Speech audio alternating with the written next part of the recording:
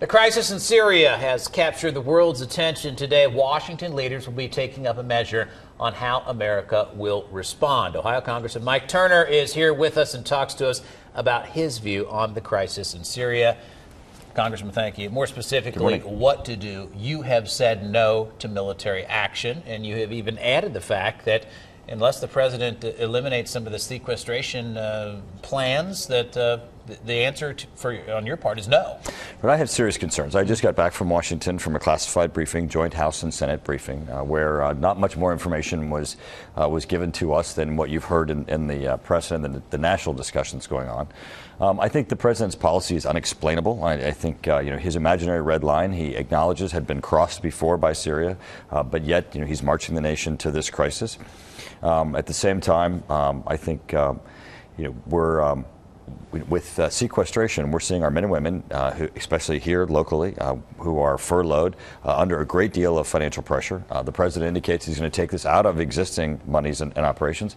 And I think the president hasn't told us who are we for and really what are the risks. Sequestration aside, you still disagree with this action? Absolutely. I have serious concerns, as do other members of Congress.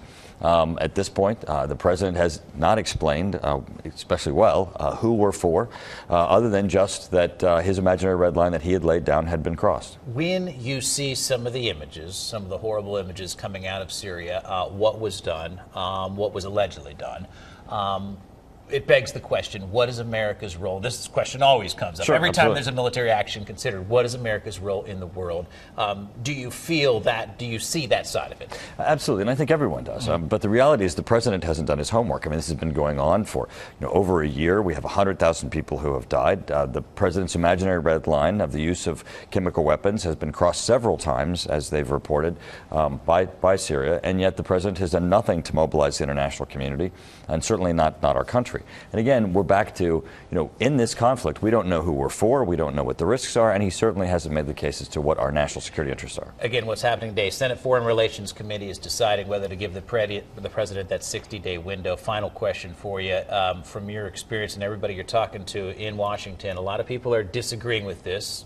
Congressman Stivers here in Ohio, Congressman Boehner agrees with it, though. You're seeing, for the most part, disagreement. In the House, I would be very surprised if this passed, certainly at this time.